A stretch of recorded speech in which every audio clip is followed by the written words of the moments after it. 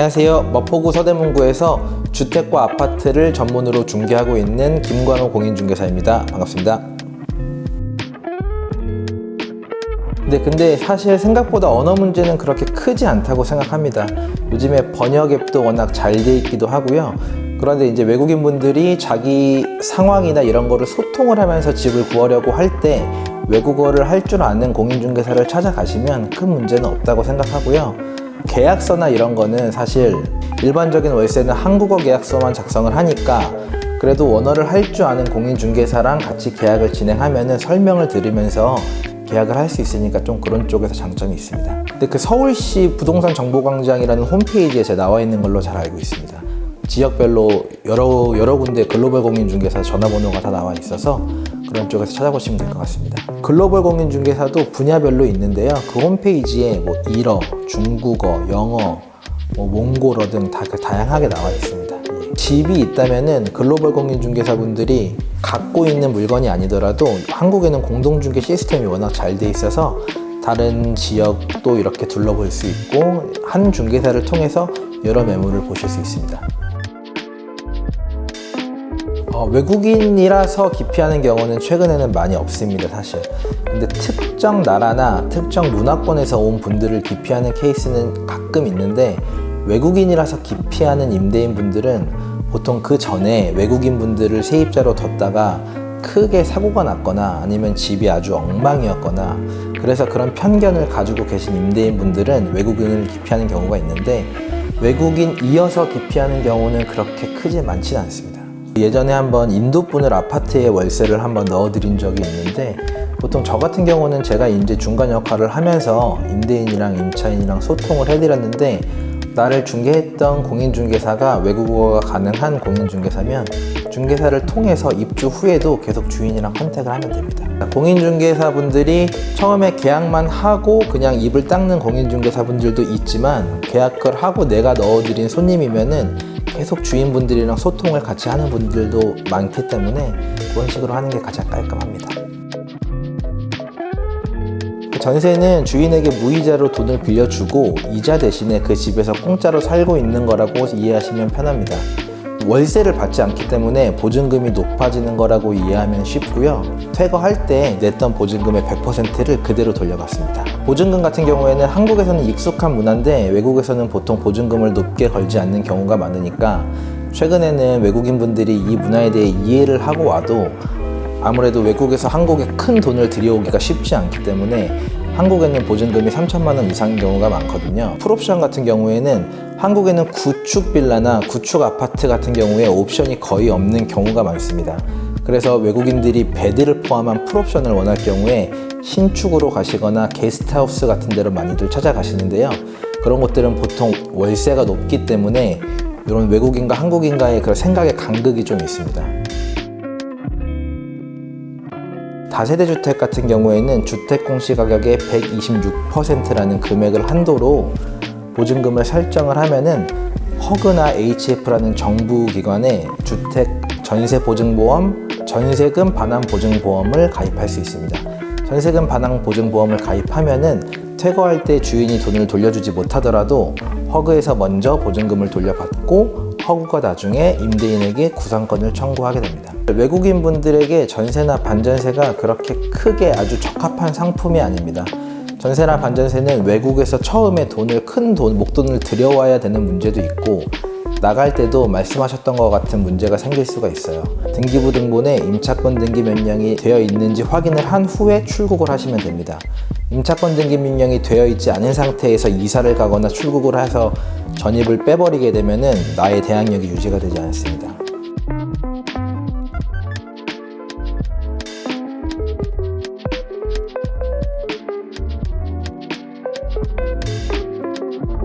최근에 그런 문제가 하도 이슈가 돼서 결국 나라에서 10만 원 이상의 관리비를 받으려면 관리비의 상세 품목이 뭔지 소명을 하라고 그렇게 부동산 계약서 뒤에 확인설명서라고 있는데 확인설명서에 소명을 하게 되어 있습니다.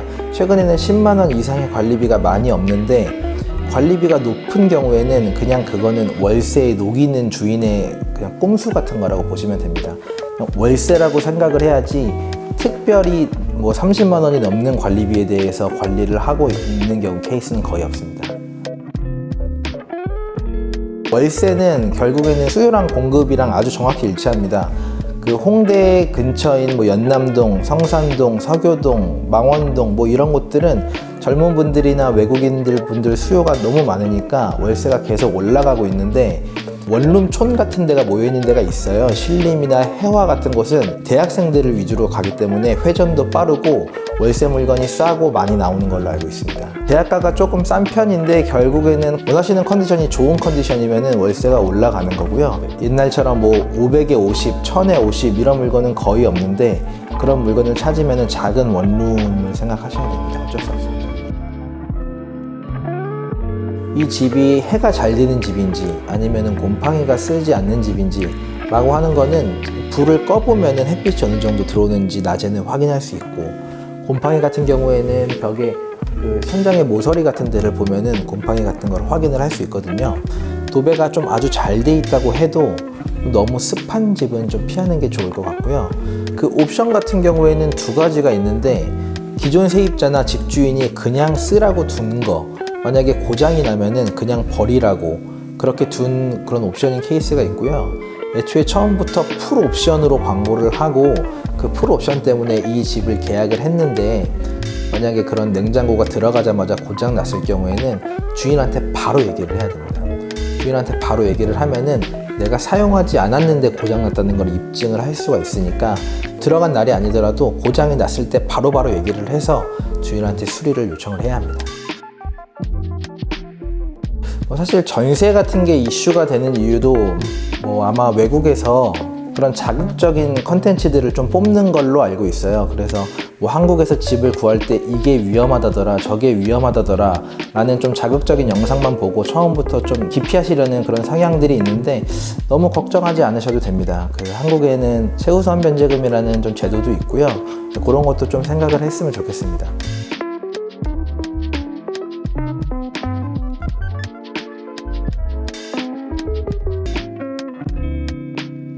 최근에 사실 월세가 워낙 귀하고 월세 매물 자체가 없기 때문에 내가 지금 당장 결정하지 않으면 집이 계약이 돼서 그렇게 중개사가 준용하는 경우가 사실 대부분이고요. 아니면은 중개사의 영업 멘트일 수도 있죠.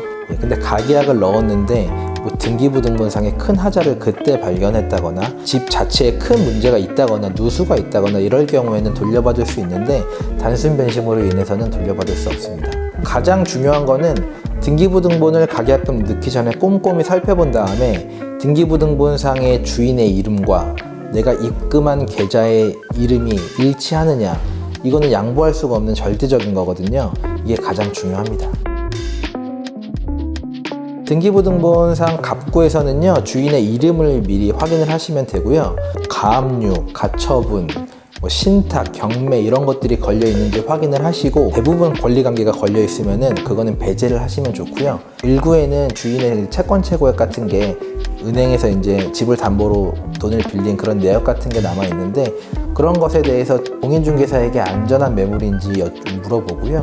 안전한 매물이면 채권 최고액에 일정 수준 있는 건 크게 관계는 없습니다. 근데 사실 한국인에게는 근린생활시설에서 계약하든 유방건축물에서 계약하든 확정일자와 전입신고가 가능하기 때문에 크게 문제가 없는데, 외국분들은 아마 불법 건축물이나 근린생활시설에서 계약을 하게 되면은 제가 알기로는 체류지 변경 신고할 때 추가 서류를 요청한다거나 체류지 변경 신고가 거부된다거나 하는 사례들도 종종 있는 걸로 알고 있습니다. 근데 이제 근린생활시설이나 유방건축물이 한국 주택에서 차지하는 비중이 그렇게 크지 않아서 그런 건물이 만약에 걸렸다고 하면은 그냥 계약을 하지 않으면 됩니다. 사실 계약서 쓰는 날에 주인이 오지 않고 다른 분들이 올 경우에는 그거를 미리 알고 있는 경우가 많습니다. 중개사들이 미리 확인을 하기 때문에 주인이 못 가고 뭐 아들이 온다 아니면 친구가 와도 괜찮습니다. 다만 그 확인해야 될 서류들이 있을 뿐입니다. 서류는 임대인의 신분증, 그리고 대리인의 신분증, 위임장, 인감증명서, 인감도장 이렇게 필요하고요. 신분증은 신분을 확인하기 위해서 2장 필요한 거고, 위임장은 대리인이 임대인의 위임을 정확히 받은 것이 맞나 라고 볼 때 필요하고, 그 위임장에 인감도장이 찍혀야 됩니다. 그리고 그 인감 도장이 정확히 인감 도장에 맞는지 확인하기 위해서 인감증명서도 지참을 해야 합니다. 특약사항은 어찌됐든 모든 게 조율이 가능한 부분이라고 생각하시면 됩니다. 퇴실시 입주 청소비 15만 원 같은 경우에는 사실 그렇게 불합리한 조항이라기보다는 임대인이 잡아놓은 시스템일 수가 있어요. 임대인이 여러 개의 집을 관리하다 보니까 기존 임차인이 집을 아주 더럽게 썼을 경우 퇴실 청소비가 많이 나오니까 이제 그런 잡아놓은 시스템인데, 중요한 거는 내가 나갈 때 15만 원의 청소비를 내더라도 내가 들어갈 때 청소가 되어 있느냐라는 게 중요한 건데, 당연히 내가 들어갈 때 깨끗한 상태에서 들어가야 나갈 때 15만 원을 내는 게 합리적인 거거든요. 그런 측면에서 주인이랑 조율을 하면 되고요. 그리고 애완동물 사육 시 보증금 몰수 같은 경우는 완전한 위법입니다. 그거는 특약사항에 적혀 있다고 하더라도 결국에는 임대인이 보증금을 몰수한다는 것 자체가 위법이라서 인정되지 않습니다. 그 특약사항에서 확인해야 될 게 뭐냐면, 계약 당시의 등기부등본과 잔금일 이후의 등기부등본이 다른 경우가 있기 때문에 계약서 작성할 때 특약사항에 현재 등기부등본상의 권리관계를 잔금 2일까지 유지한다, 아니면 계약을 무효로 한다 라는 조항을 넣어두는 게 좋습니다. 애완동물 사육이 가능할 경우, 내가 애완동물을 키울 경우에는 임차인은 애완동물 고양이 한 마리를 사육할 수 있다. 단 퇴실 시 애완동물로 인한 파손이나 오염은 임차인이 원상복구한다 라는 정도의 특약은 아주 합리적으로 보입니다. 자연스러운 생활기스나 자연스러운 벽지 변색 같은 경우에는 원상복구 범위 안에 포함이 되지 않습니다. 다만 그 임차인의 애완동물이 파손을 했다거나 내가 내부에서 흡연을 해서 벽지가 아주 노랗게 떴다거나 내가 고의로 문을 부쉈다거나 하는 정도의 파손은 당연히 임차인이 원상복구하고 나가야 합니다. 사실 벽지 같은 경우에는 좀 되게 애매한 게, 아주 미세한 부분이 뜯겼다라는 정도는 자연스러운 생활 마모라고 생각할 수 있는데, 한쪽 벽면에만 오염이 심하게 임차인의 잘못으로 있을 경우에는 그 한쪽 벽면에 대한 비용을 임차인이 낸다고 하면 생각하면 좋을 것 같습니다. 이사 당일에 체류지 변경 신고를 하는 거는 한국 사람들한테는 전입신고랑 마찬가지인데, 확정일자는 계약서를 작성하기만 하면은 이사 전에도 언제든지 주민센터를 통해서 받을 수 있고요. 그리고 이사 당일날 체류지 변경 신고를 해야지 그 후에 그 등기부등본상에 다른 권리관계가 생기더라도 내 순위가 선순위가 되는 거기 때문에 그 이사 당일에 하는 거를 원칙으로 하고 있습니다. 등기부등본상에는 내가 체류지 변경 신고를 하든 주인이 문제를 더 얻었든 가압류가 됐든 그런 것들은 그 다음날 0시에 효력이 생기기 때문에 이사 당일날 꼭 체류지 변경 신고를 하셔야 합니다. 만약에 내가 2년 계약을 했는데 6개월만 살고 나가게 될 경우에는 결국에는 주인과 약속한 계약 기간이 2년이기 때문에 2년을 채워야 하는데, 내가 나가는 거라서 내가 계약을 깬다고 볼 수가 있거든요. 그래서 새로운 세입자가 맞춰줄 때까지는 내가 이 집에 거주를 하면서 월세를 계속 내야 되고, 새로운 세입자가 맞춰지면은 보통 그때 주인이 돈을 돌려주게 됩니다. 그 세입자한테 보증금을 받고 내 보증금을 돌려주는 건데요. 애초에 원칙적으로는 임차인이 중개보수를 내는 법은 없는데요. 주인의 입장에서도 마찬가지로 만약에 주인이 2년 계약을 했는데 1개월마다 계속 세입자가 바뀌면 주인이 2년 동안 24번의 중개보수를 낼 수는 없거든요. 그래서 이제 관례상 계약 기간을 깨고 나가는 임차인이 중개보수를 내고요. 보통 임대인들이 그런 조항을 그 특약사항에 넣기도 합니다. 중개보수 같은 경우에는 아예 법으로 정해져 있습니다. 그게 상한선이 정해져 있는 거고 하한선은 정해져 있지 않은데요. 중개사랑 협의를 통해서 그 상한선 이내에서 협상을 하시면 되고요. 그 상한선보다 더 중개보수를 달라고 하는 중개인이 있으면은 당연히 더 주지 않으셔도 됩니다. 상한선이 맥스 금액입니다. 그 주택 같은 경우에는 보통 0.3%에서 0.5% 사이고요. 그 주택이라는 거는 빌라, 단독 다가구, 아파트 다 포함되는 거고요. 우리가 상가를 중개할 때는 상가나 사무실은 0.9%를 받습니다. 상가 사무실을 근린생활시설이라고 하는 건데, 근린생활시설은 0.9% 내에서 협의입니다. 근데 만약에 근생주택을 들어간다고 해서 용도는 근생인데 실제 사용은 주택으로 하는 거잖아요. 그럴 땐 당연히 0.9%를 낼 필요는 없고요. 실제 용도에 맞게 주택 중개보수를 내시면 됩니다. 사실 아주 단기 같은 경우 뭐 한 3개월에서 6개월 사이 같은 경우에는 한국에서 집을 구한다기보다 게스트하우스나 호텔 같은 데서 머무시는 게 오히려 더 좋을 수도 있습니다. 하지만 장기간에 한국에 체류하시는 분들은 결국에는 공인중개사와 같이 집을 구하시되 너무 큰 걱정으로 이제 좋은 집을 놓치거나 그런 케이스들이 많거든요. 너무 크게 걱정하시기보다는 공인중개사분을 믿고 좋은 집 잘 구하셨으면 좋겠습니다.